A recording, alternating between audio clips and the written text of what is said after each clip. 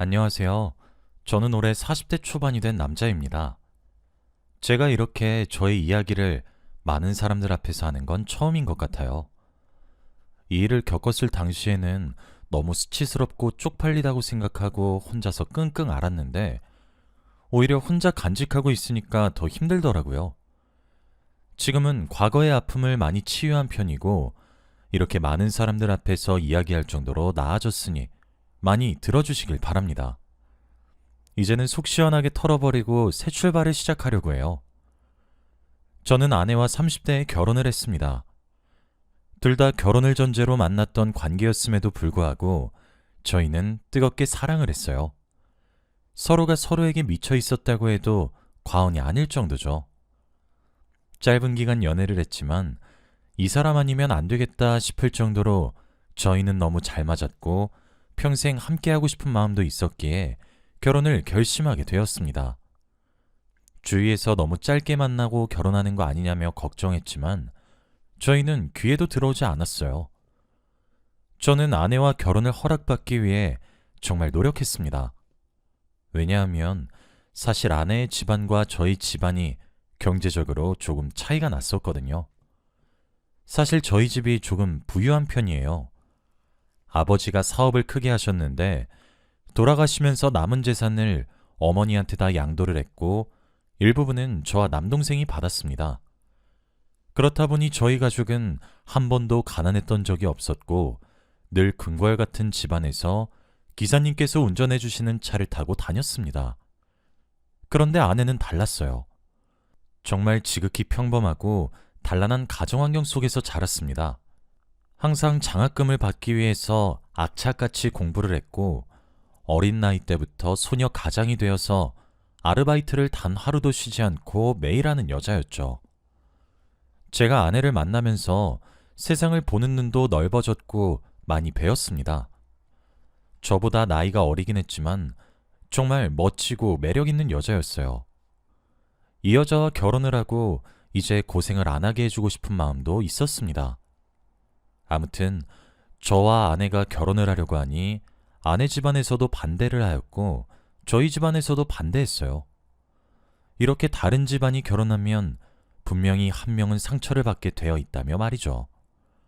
아무도 저희의 편을 안 들어주고 그저 반대만 하는데 딱 한 명이 저희 편을 들어주었습니다. 바로 하나밖에 없는 제 남동생이었죠. 남동생과 저희는 결혼을 하려고 하기 전부터 자주 만나서 놀았어요. 제가 아버지의 경영을 물려받고 동생은 하고 싶은 것이 있다며 준비 중이었죠. 시간이 나면 저와 아내, 그리고 남동생까지 셋이서 여행도 자주 갔습니다. 그만큼 셋이서 각별한 사이였고 항상 저희 편을 들어주는 남동생 덕에 더 자신감이 생겼죠. 저희는 몇 개월간 어른들을 설득하면서 겨우겨우 결혼을 허락받을 수 있었습니다. 남동생은 저희보다 자기가 더 기뻐하며 결혼을 축하해줬죠. 사실 저와 남동생은 비밀이 하나 있습니다. 아내는 모르지만 저희 가족만 알고 있는 비밀이죠. 바로 남동생과 저는 친형제가 아닙니다. 어렸을 때 기억에 나는 것이 어느 날 어머니와 아버지가 한 남자아이를 집에 데려오시더니 인사해라. 오늘부터 네 남동생이야. 라고 하셨어요. 저는 낯선 사람과 잘 못 지내고 낯을 많이 가리는데 남동생은 안 그랬습니다. 해맑게 웃으면서 저에게 이것저것 물어보고 대화도 많이 하려고 하는 게 보였죠. 내성적인 저와는 다르게 남동생은 완전 활발한 성격이에요. 둘이 생긴 것도 다르고 성격도 달라서 주위에서 친형제가 아닌 것 같다는 말을 많이 들었지만 사람들에게 굳이 우리가 친형제가 아니라고 밝힐 이유는 없는 것 같아서 몇십 년을 넘게 친형제인 척을 하고 살았죠. 저희 형제는 암묵적으로 친형제라고 생각하고 있습니다. 친형제가 아니어도 너무 잘 맞았고 그냥 친남동생으로 생각하고 있어요. 저희가 결혼 허락받고 나서 남동생이 너무 기뻐하는 모습을 보니 제가 다 기분이 좋았습니다. 저와 아내는 성격이 급해서 결혼도 일사천리로 끝냈어요. 원래 생각하던 결혼식의 분위기가 있었기 때문에 쉽게 결정할 수 있었죠. 그리고 아내와 그리고 동생까지 셋이서 너무 친하기 때문에 신혼집도 근처로 잡았습니다. 자주 만나서 놀면 좋을 것 같아서 말이죠. 아내도 남동생과 근처에 사는 걸 너무 좋아했고 저희는 정말로 자주 만났습니다. 남동생이 저희 신혼집에 오거나 저희가 남동생 집으로 가서 같이 밥도 먹고 영화도 봤어요. 서로의 집 비밀번호까지 알고 있었고 연락 없이 그저 막무가내로 들어와도 아무렇지 않았습니다. 그만큼 서로가 많이 친했거든요. 그런데 제가 그때쯤 회사 일에 치여서 야근을 거의 매일 하던 날이 있었어요. 집에 들어가면 거의 자정이 다 되었는데 항상 그때쯤이면 아내가 자고 있거나 저를 기다리고 있습니다. 그런데 최근 들어 아내가 안 자고 있더라고요. 항상 안방에서 불을 끄고 휴대폰을 만지고 있었습니다. 제가 오는지 안 오는지도 모르고 누군가와 전화통화를 하면서 깔깔 웃고 있었고 제가 안방문을 열면 화들짝 놀라서는 전화를 끊었죠. 누구랑 통화를 했냐고 물으면 그저 친구라고 했습니다. 솔직히 그때까지는 괜찮았어요. 아내가 혼자 집에 있으면 다른 사람들도 만나보고 싶고 이야기할 상대도 필요하니까 누구랑 전화를 하든 이해했습니다. 그런데 아내의 수상한 점은 이뿐만이 아니었어요. 어느 날부터는 제가 퇴근을 하고 집에 들어가면 아내가 집에 없었습니다. 연락도 없이 나가서 제가 연락을 해도 받질 않았죠. 너무 화가 나서 소파에 앉아 멍하니 기다렸습니다. 그렇게 1시간이 지난 것 같아요. 제가 야근을 하고 퇴근하는 시간보다 한 30분 정도 더 일찍 왔더라고요. 집에 들어와서 소파에 앉아있는 저를 보고 어? 오늘 야근 안 했어? 라고 물어봤습니다. 아내의 표정과 말투만 들어도 딱 직감이 왔죠. 지금까지 아내는 제가 야근하는 날에 매일 30분 일찍 집으로 와서 밖에 나가지 않은 척을 했던 겁니다. 그 순간 저는 머릿속이 너무 복잡해졌어요. 이게 바로 사람들이 말하는 불륜인가 싶었거든요. 아내가 저를 바라보는 눈빛이 바뀐 건 진작에 알고 있었습니다. 그런데 단순히 결혼을 해서 익숙해져서 그런 줄 알았어요. 하지만 아내가 저를 바라보는 눈빛이 바뀐 건 바로 불륜 때문이라고 생각했죠. 아내의 물음에도 저는 아무 대답도 없이 안방으로 들어가 잠에 청했습니다. 그날 이후로부터 머릿속이 너무 복잡하고 일도 손에 잘 잡히지 않았어요. 정말 아내한테 다른 남자가 생긴 거면 어떡하지 싶었습니다.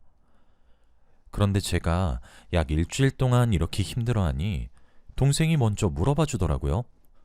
요즘 표정이 너무 안 좋다면서 말이죠. 아무도 저한테 힘든 일이 있는지 안 물어봐 줬는데 유일하게 동생만 저에게 물어봐 주어서 감동받았습니다. 이게 바로 마음으로 통한다는 거구나 싶었거든요. 그래서 저는 동생에게 다 털어놓았어요. 확실히 누군가에게 말하니 마음이 한결 가벼워지긴 하더라고요. 그리고 남동생은 제 말에 엄청나게 놀라했습니다. 제가 아내의 행적들을 말하고 불륜을 저지르는 것 같다고 하니 너무 놀라서 입을 막더라고요. 그리고 저는 그때 머릿속에서 한 가지가 떠올랐습니다. 바로 남동생에게 아내가 뭐라고 다니는지 정보 좀 알아와 달라고 했죠. 남동생이 워낙 아내와 친하고 자주 붙어 있으니까 아내가 어떤 사람과 연락을 하고 누구를 만나는지는 알 수 있을 것 같았거든요. 남동생은 절대 안 한다고 했지만 제가 거의 울먹이며 부탁했습니다. 사람 한 명 살리는 셈 치고 부탁한다고 하니 겨우 남동생은 알겠다고 해주었어요. 그렇게 저는 동생만 믿고 있었죠. 그렇게 몇 주가 흘렀습니다. 동생은 저에게 아무런 정보도 알려주지 않았고 아내는 여전히 귀가가 늦었고 연락도 잘 안 됐어요. 그런데 그맘때 저희 집안에 충격적인 사건이 일어나고 말았습니다. 여느 때와 다름없는 늦은 저녁이었어요. 아내는 집에 없었고 저 혼자 있었습니다. 그런데 모르는 전화번호로 전화가 오더라고요. 원래 제가 사업하는 사람들과 자주 만나고 미팅을 하니까 모르는 전화번호도 잘 받아요.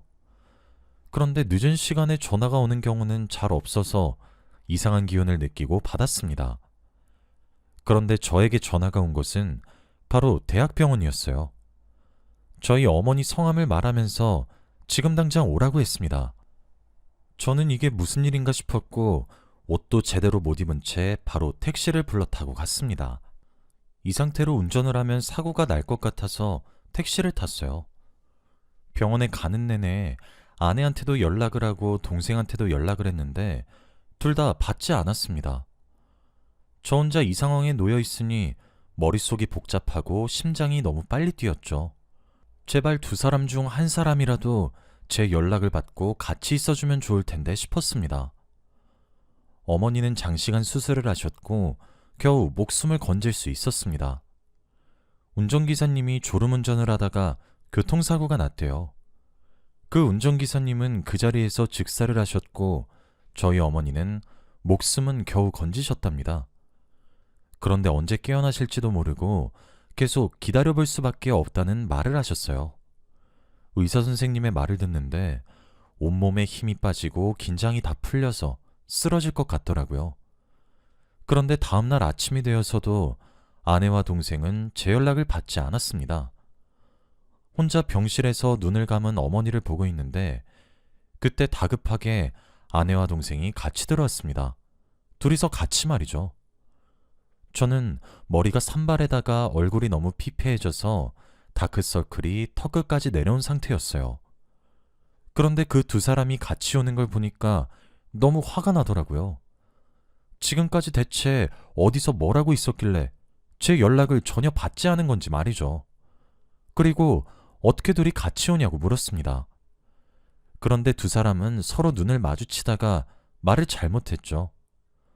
쭈뼛거리다가 동생이 병원 1층에서 우연히 만났다고 했습니다. 그 당시에는 그 말을 믿었어요. 다만 제 연락을 받지 않았다는 점이 너무 서운했던 겁니다.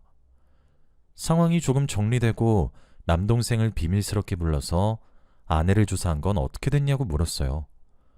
그런데 동생이 눈을 못 마주치고 당황해 하더라고요. 머리를 긁적이며 저에게 아무것도 없었다는 말을 했습니다. 분명 그럴 일이 없는데 제대로 다시 알아와주면 안 되냐고 부탁을 했더니 남동생은 에이 형, 형수가 바람필 사람이야? 그럴 사람 아닌 거 형도 잘 알잖아. 그러니까 이제 그만해. 라며 웃으며 말했지만 저는 웃을 수 없었습니다. 저는 진지했고 아내가 정령 불륜이라면 저는 진지하게 이혼을 생각하고 있었거든요. 동생의 말에도 제가 웃지도 않고 그저 쳐다보고 있으니 동생이 제 눈치를 보고 다시 알아보겠다는 말을 했습니다. 저는 동생의 말을 한 번 더 믿어보기로 했어요. 그런데 제가 동생에게 그 말을 하고 나서 아내의 행동이 바뀌었습니다. 마치 결혼하기 전 연애 때의 모습과 비슷하게 말이죠. 늦게 들어오거나 연락을 받지 않는 행동은 싹 고쳐졌습니다. 그리고 제가 퇴근을 하면 항상 반갑게 맞이해 주었어요.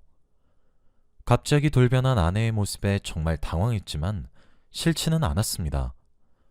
정말 남동생의 말처럼 불륜이 아닌데 제가 너무 예민하게 받아들인 건가 싶었어요. 그러면 아내한테 너무 미안한 행동이잖아요.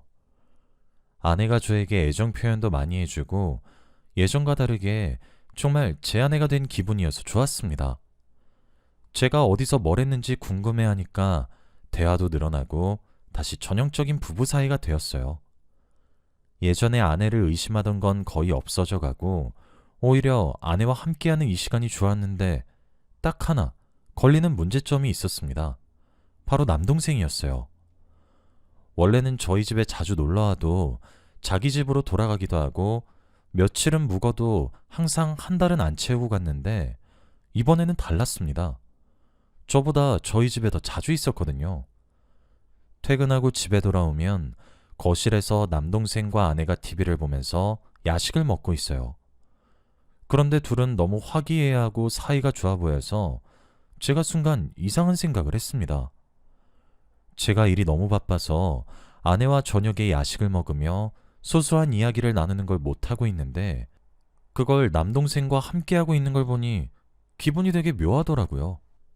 제가 온 걸 아는지 모르는지 두 사람은 하하호호 웃고 떠들면서 TV를 보고 있었는데 순간 남동생이 제 아내 어깨에 손을 올렸습니다. 저는 그 순간 너무 놀랐어요. 한 번도 본 적이 없는데 엄청나게 자연스럽게 남동생이 제 아내 어깨에 손을 올리니까 어찌할 바를 모르겠더라고요. 그래서 저는 그 순간 둘이 뭐해? 라고 말을 했고 제 목소리에 동생은 놀라서 팔을 급히 내렸죠. 둘이서 당황해하며 말을 제대로 못하는데 왠지 분위기가 이상했습니다. 저 때문에 정적이 흐른 것 같아서 시답지 않은 농담도 몇 마디 던졌어요. 그렇게 저는 기분이 되게 찝찝하게 며칠간을 살았습니다. 그리고 어느 날은 일이 빨리 끝나서 어머니의 병원으로 갔어요. 왠지 그날따라 어머니가 너무 뵙고 싶기도 했고 아들로서 자주 방문하지 못한 게 죄스러워서 퇴근을 하고 바로 어머니 곁으로 갔습니다. 그리고 병실에서 어머니의 손을 잡고 잠깐 잠에 들었어요. 그런데 새벽에 갑자기 어머니의 손가락이 움직이는 듯한 느낌이 들었고 자는데 너무 놀라서 벌떡 일어났어요. 그런데 어머니는 손가락을 움직이시다가 눈도 떴습니다. 거의 한 달 만에 말이죠. 너무 감격스러워서 눈물이 다 날 정도였습니다. 그런데 제가 이렇게 감격스러워하고 있는데 어머니의 표정이 좋지 않았어요. 말을 제대로 하지 못하셨지만 그래도 대충 단어를 조합해서 해석은 할 수 있을 정도였습니다. 그런데 어머니가 저에게 하시는 첫 말씀은 정말 이상했어요. 며느리, 둘째, 불륜.